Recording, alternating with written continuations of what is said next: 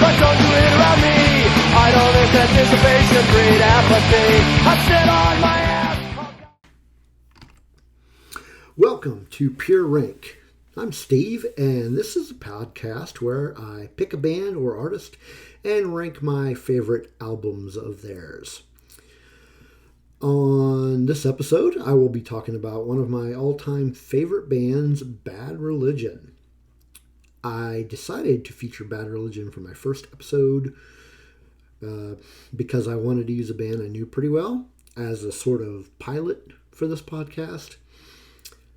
So please be patient with me as I figured this out. I think I'm going to have a lot of fun doing these shows, and I hope you have fun listening to them.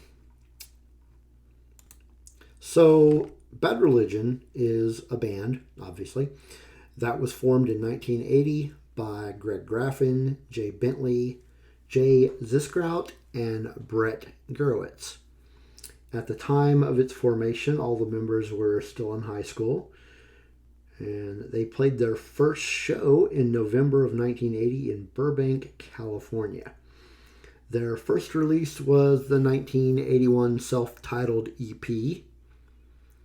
And as of this recording, they have released 17 studio albums, 2 live albums, 3 compilation albums, 3 EPs, and 2 live DVDs. So they've been busy boys. They've gone through multiple lineup changes in their 40 plus years.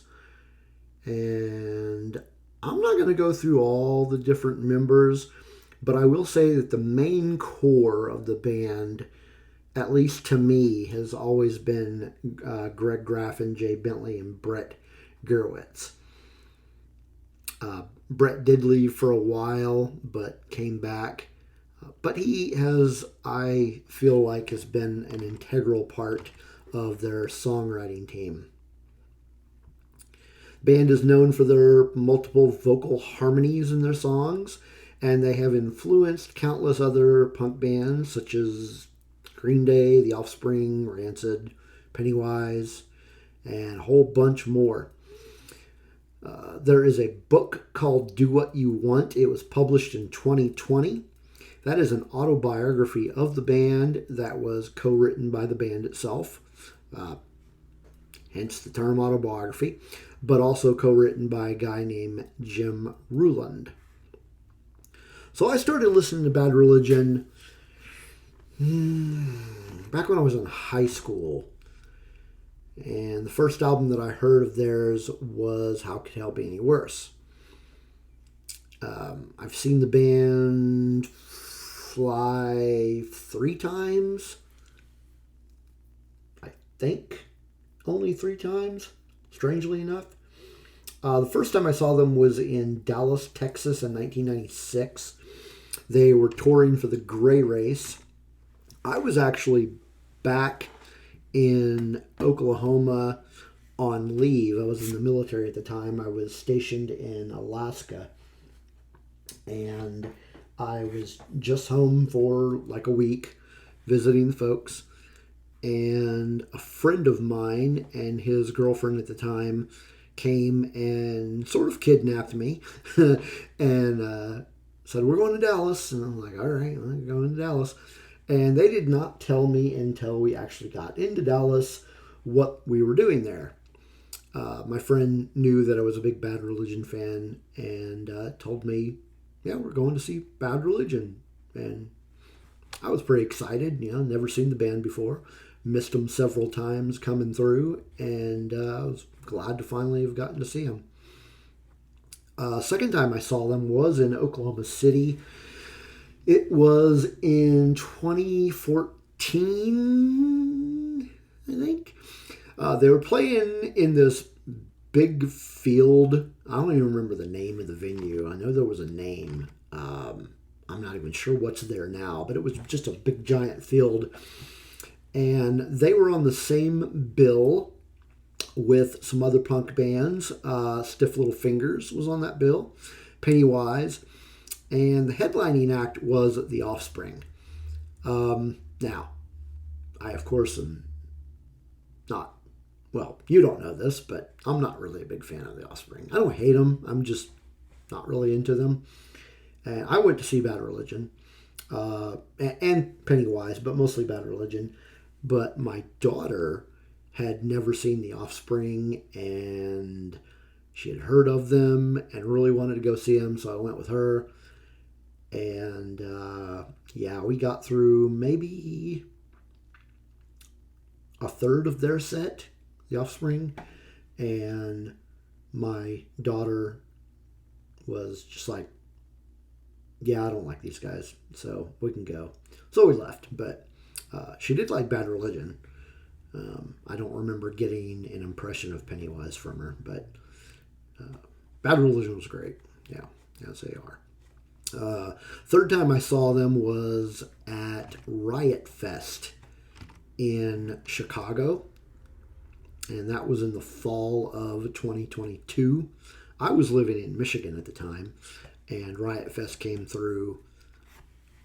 Riot Fest is always in Chicago. Didn't used to be. They used to travel around, but at this point, it's just in Chicago now. But I hadn't planned on going, but my youngest child really wanted to go see My Chemical Romance, and like I said, I wasn't planning on going to Riot Fest, but they really wanted to go and see MCR, so I was like, all right, I guess we'll go. And saw Bad Religion there on the second day. Yeah, I'm pretty sure it was the second day. I'm actually planning to go see them again here in a few months in Dallas again. They are going to be on the same bill as Social Distortion. Now, I plan to go see them. I say that because I haven't bought my tickets yet. And some of the dates have been sold out. So I might go and I might not.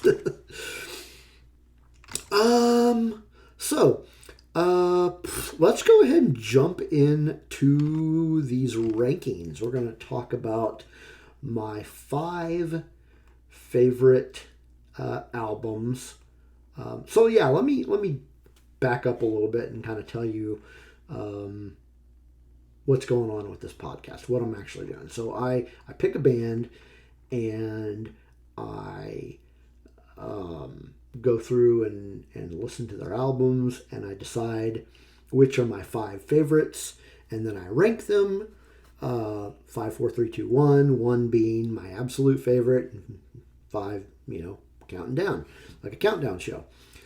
So that is what we're doing here, and like I said, this is kind of a pilot episode to just see how this thing goes, but so I'm going to jump in, and I'm going to start with my number 5, and my number 5 is Generator. Like a rock, like a planet, like a fucking atom bomb, I'll remain unperturbed by the joy and the madness that I encounter everywhere I turn. I've seen it all along, in books and magazines, like a twitch before dying, like a pornographic scene. There's a bar behind the window, there's an ugly laughing man, like a hummingbird in silence, like the blood on my door. It's a generator.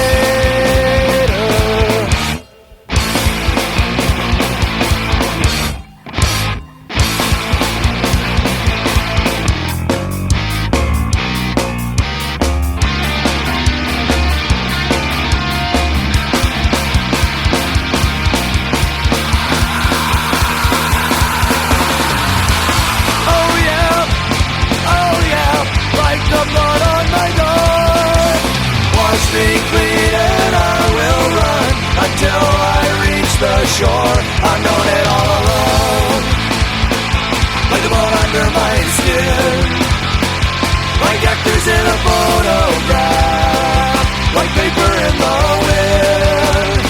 There's a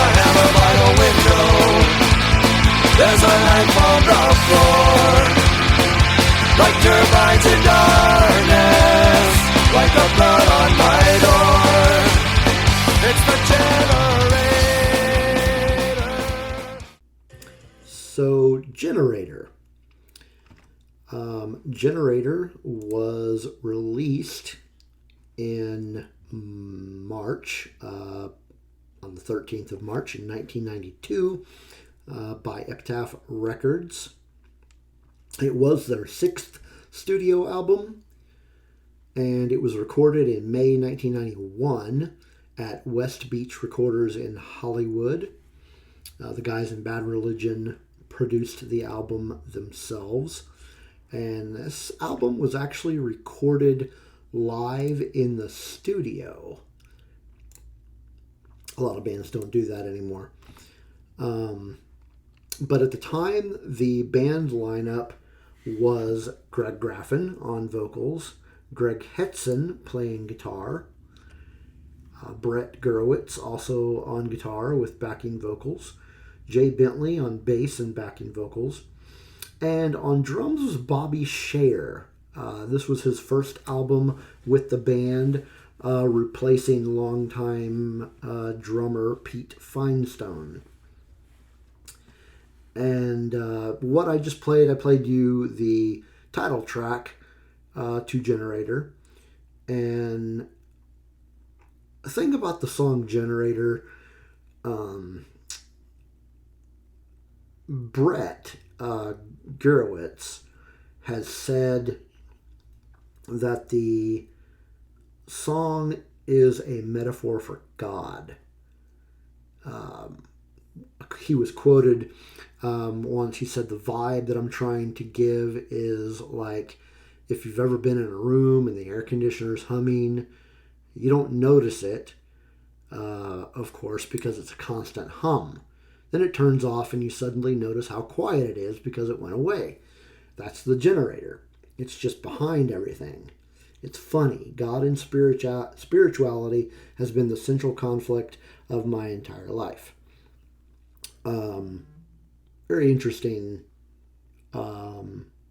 idea of what the song is about. It's a really good song. So the reason that this is on my top 5 in the first place, if you're interested in that, and if you're listening to this, I imagine you are, it's, as opposed to other albums, because they've got a crap ton of albums, the reason this was on there is it's kind of a nostalgic thing for me. It was actually the first album that I heard of theirs when it was released. In other words, I'd been listening to Bad Religion. This is the first one I heard upon its release, so it kind of has this nostalgic feel to it. But also, there's just really a lot of good songs on here. Like Generator is probably my favorite on the album. The Answer is another really good one. I love that one. No Direction is good. Only Entertainment is good. So those are kind of the highlights of the album. And while I am talking about the album Generator, I wanted to mention another artist. There's a point to this. A young lady by the name of Emily Davis that I stumbled across on, I want to say it was YouTube, a while back, many years ago. And at the time, she was doing she was also a really big fan of Bad Religion, and she was doing covers of Bad Religion on an acoustic guitar, and I thought that was really interesting. And she did a cover of the same song, Generator, that I just played. So I wanted to play you a little bit of that because I think you'll like it.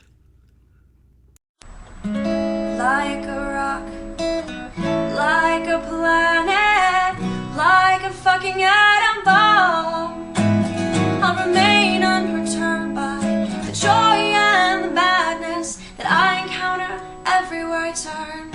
I've seen it all before, in the books and magazines,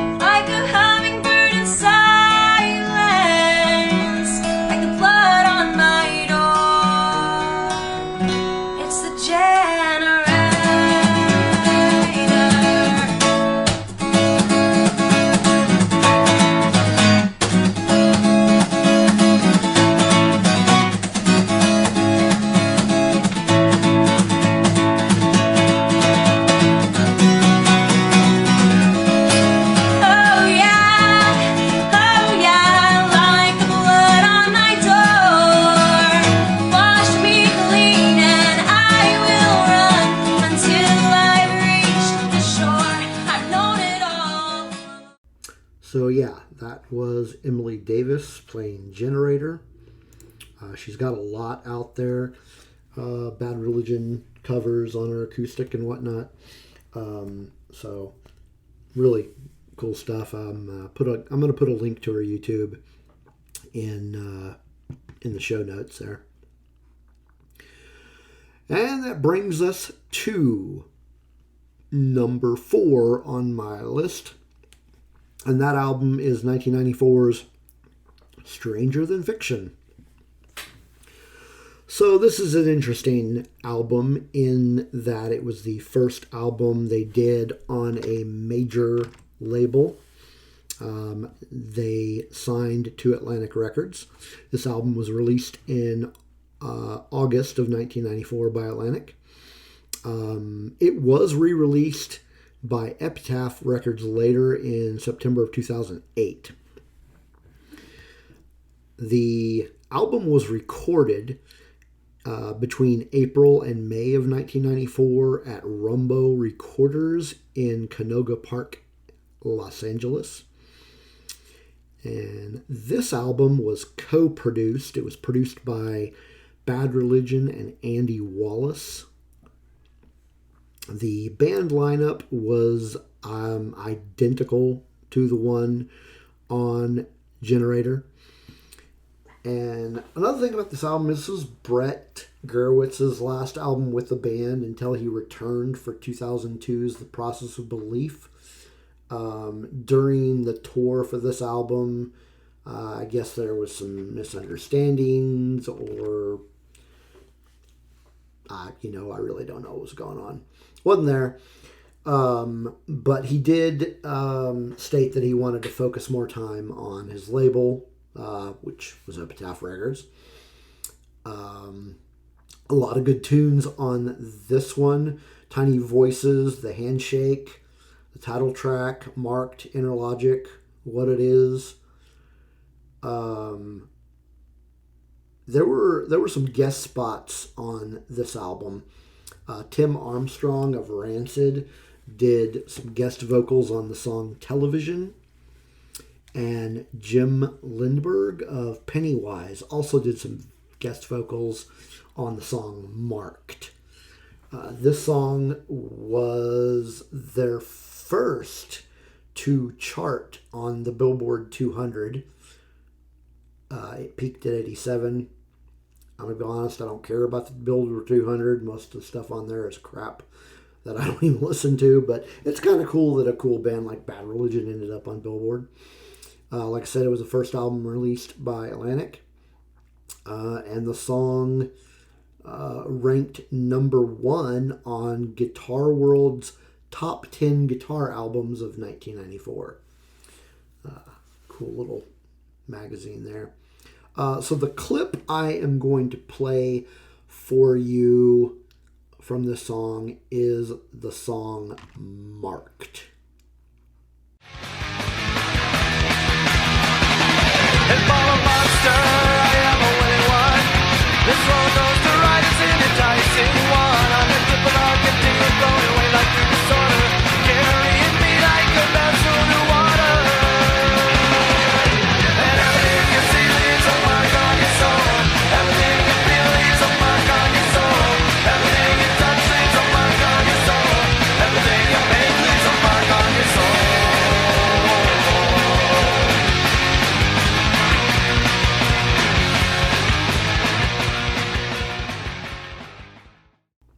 So that was Marked from Stranger Than Fiction. Favorite song from the album, just something about it resonates for me. So the song itself is about how strong an impression people can leave on you. About how like everybody that you meet, engage with, read about, or even see on a movie or other form of media, be it television or whatever the case, somehow leaves a mark on your soul. And it's just a really good, catchy song, in my opinion. I really like it. That brings us to number 3 on the top 5 list. Number 3 is How Could Hell Be Any Worse? Their debut full-length was released January 19th, 1982 by Epitaph Records. No big surprise there. It was reissued in 1988 and was also reissued kind of on the 1991 compilation album 8085. And then again, it was remastered and released in 2004 with the same tracks as those that were on 8085. So 8085 was an album that consisted of How Could Hell Be Any Worse, as well as songs. It was a collection of How Could Hell Be Any Worse, as well as the 2 EPs that the band released. So their 1980 self-titled EP, Bad Religion, and then also the 1985 EP, Back to the Known. Additionally, it included 3 tracks from a compilation that Smoke 7 Records put out in 1981 called Public Service. It included tracks not only from Bad Religion, but also from a few bands like Circle One, Red Cross, and some other bands. So How Could It All Be Any Worse was essentially reissued as or let me back up a second. Actually, maybe 8085 was reissued with the title How Could Hell Be Any Worse? So, in any case, either way, the debut version and the reissues are all like really good albums. It was recorded between October 1980 and January 1981 at Track Records in Hollywood.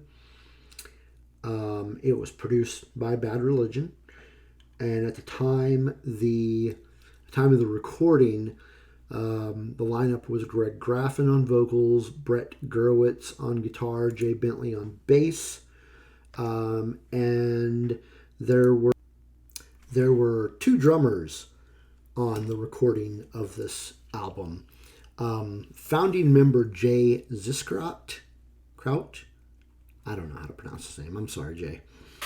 Started out with the recording, and then most of the album was recorded over 2 nights in October. But at some point during the recording, he quit the band. I don't know the story behind all that. You can probably look it up on the internet somewhere. I didn't bother. I'm so well prepared. And then after he quit, Pete Finestone took over and finished the album with them in January. Interestingly, I think I had read somewhere that Pete Finestone was actually like a drum tech for them, or a roadie or something like that. But yeah, he finished the album with them, and they got out this debut LP.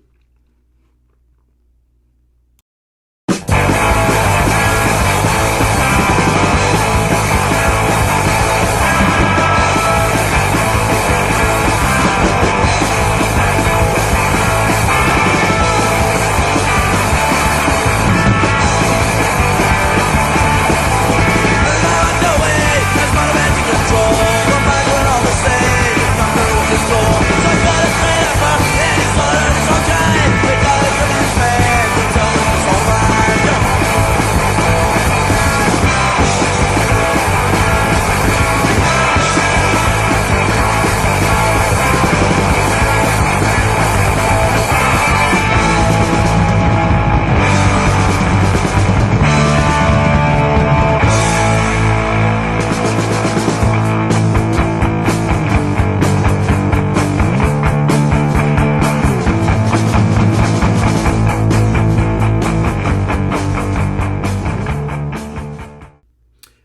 then that was We're Only Gonna Die, which is the lead-off track for How Could Hell Be Any Worse.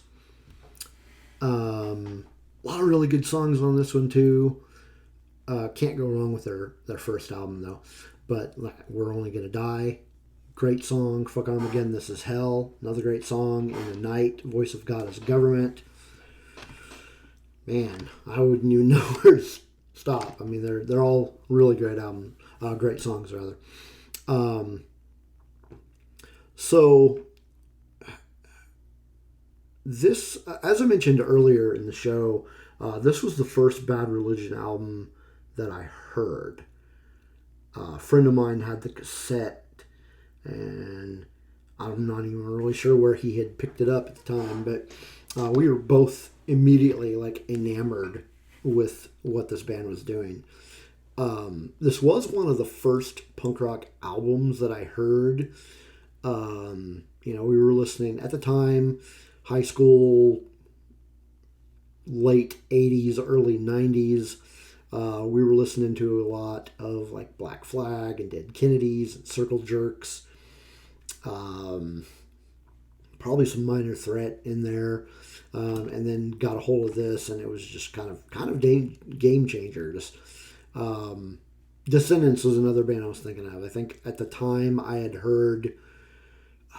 I wasn't as big a Descendants fan then as I am now.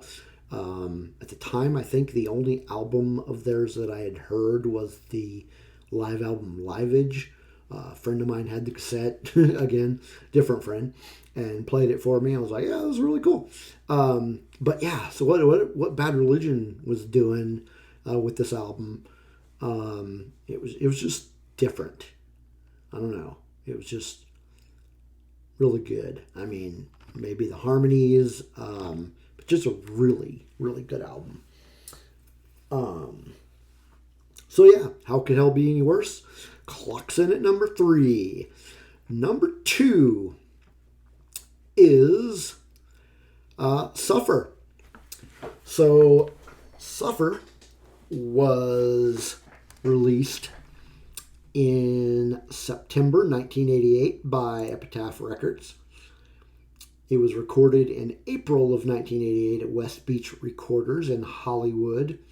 If I'm remembering right, I think West Beach Recorders was Brett Gurowitz's recording studio. I could be wrong. If I am, please tell me. But yeah, this album was also produced by Bad Religion. This one had a little bit of a different lineup than How Could Hell Be Any Worse. Pete Feinstone was still playing drums for him. But Greg Hetson was actually added as a second guitar player on the album. Now, Greg Hetson actually played briefly on the album How Could Hell Be Any Worse. He played a solo on, man, I don't remember. Part 3. The song was Part 3 on How Could Hell Be Any Worse. And then eventually he ended up becoming a member of the band.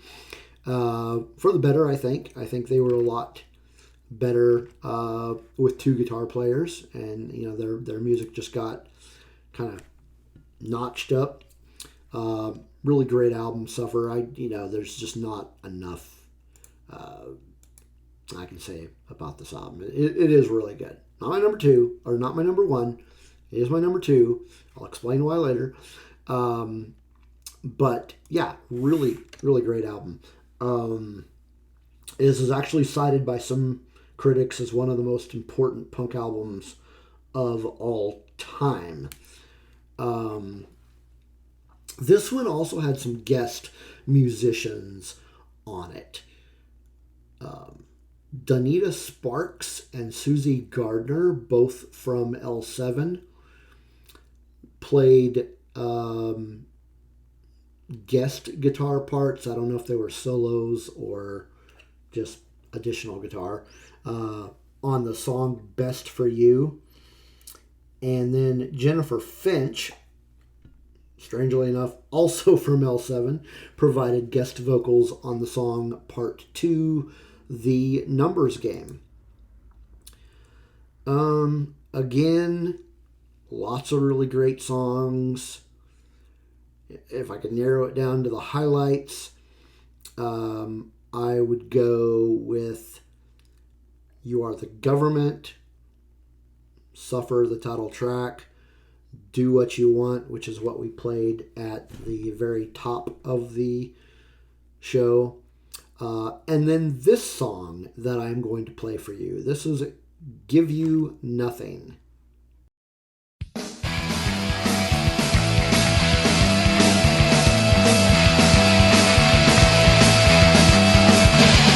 Hey, everybody's looking but they never can see all the corruption and the dishonesty. Think about the kind of places you never known. You're a man torn out of yet you're alone. So I give you me, I give you nothing. I give you me, I give you nothing. So you got a place that you call your own, but you gotta have it if you're in the zone. Look around and have someone if you are alive. You're a sidewalk slave and think of bionic time. So yeah, Give You Nothing. Probably my second favorite track from the album. My first being Do What You Want. Funny story about this album. First time I heard it, I had not really been listening to any Bad Religion. Can't really say why. It just wasn't. I was listening to other stuff. I don't know. Up until this time, really the only one that I was listening to was How Can Hell Be Any Worse? And at the time, it was the 80-85 compilation. But anyway, I was playing in some random band at the time, and the guitar player was a huge Bad Religion fan, like huge, probably like definitely at the time bigger than I was. And in the band, he wanted us to play a cover of the song "Give You Nothing." So he starts playing it. I'm like, yeah, I've never heard that song. So he was just like, what? So he ended up playing the song for me, and I liked it. I was like, oh, this is really good. Yeah, it doesn't sound anything like what I've been listening to. I mean, it did. It was Bad Religion. It was noticeably better, obviously. So I was impressed.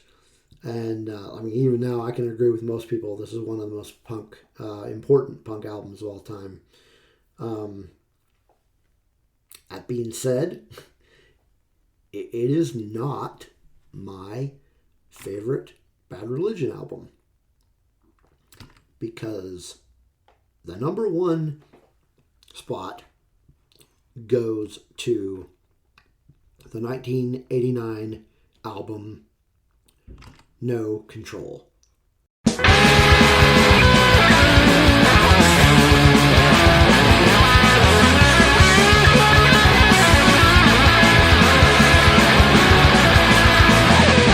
Hey brother Christian with your high and mighty errand, your action speaks so loud I can't hear a word you're saying. Hey sister bleeding heart with all of your compassion, your labors through the hurt but can't assuage temptation.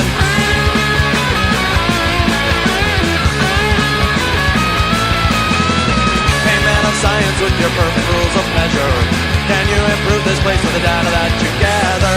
Hey mother mercy, can your lungs bear fruit forever? Is your fecundity a tremble or a treasure?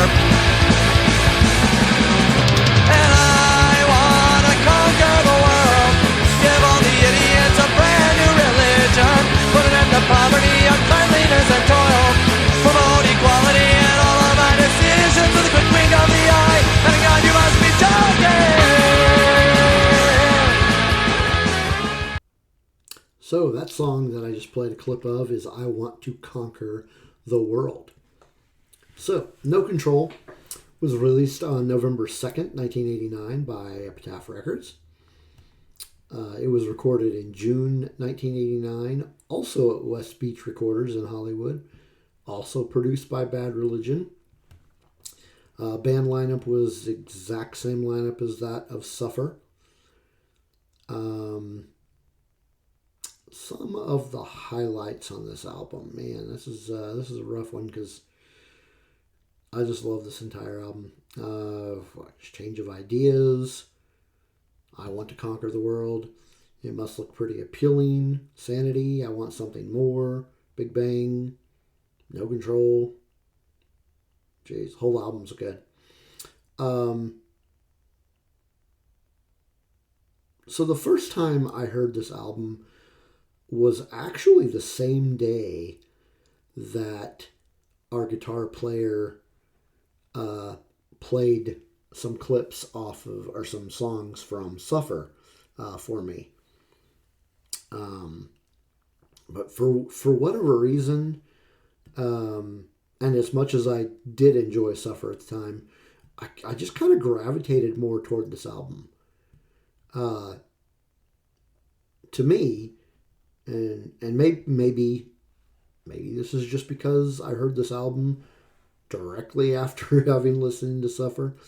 It always seemed like this album was kind of almost a sequel to its predecessor. A sequel that, in this case, just somehow turned out better than the original. To me, it's a little bit more aggressive than its predecessor. But it just hit me stronger. Not only is this my favorite Bad Religion album, but the song I Want to Conquer the World is probably my overall favorite Bad Religion song. I actually talked about this album with some friends on their podcast.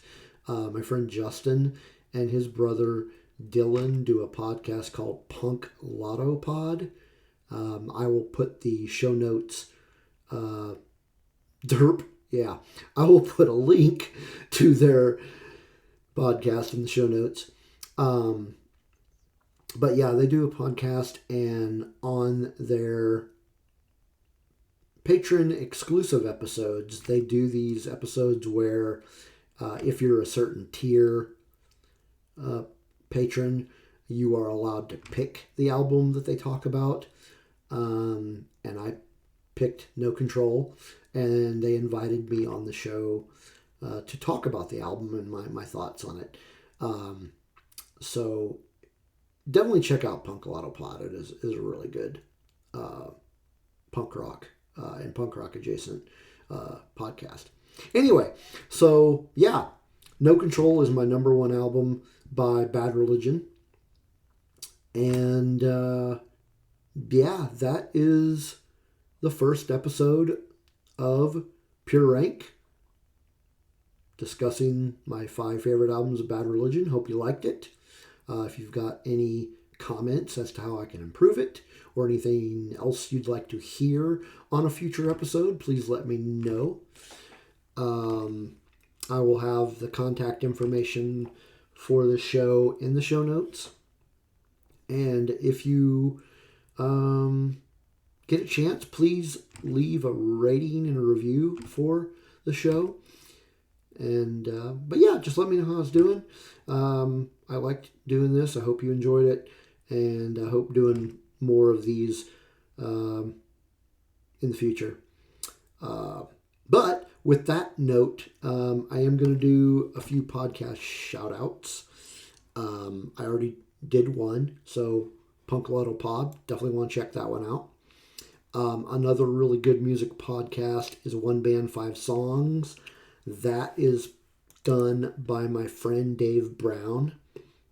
And the premise of that show is he discusses a band through the lens of 5 of their classic songs. It's not really a ranking, it's just he picks 5 songs from throughout their career and discusses those songs and talks about the band. Another really good one is called Let's Play 10. That is essentially, the 10 is for 10 songs that they play. Usually they play 10 songs. Sometimes they play more. But the idea is that they're supposed to play 10. And they play, the hosts are MP and Ben, and each one of them picks 5 songs, and the songs are almost exclusively from like DIY small label artists, or maybe even under unsigned artists. Can't say I've heard any big name bands on the show. So I think that's the whole premise, to do underground bands. Another punk rock podcast that I want to give a shout out to is called the Punk Rockette Show. And that is put together by Emily, I think is her name. I might be pronouncing that wrong. I hope I'm not. And she does, she plays music and does interviews and just kind of shows her passion for punk rock. And another really good one. So I will have links to all of these shows in the show notes. But on that note, I'm out of here. So again, I hope you enjoyed it. And I hope you come back for the next episode of Pure Rank.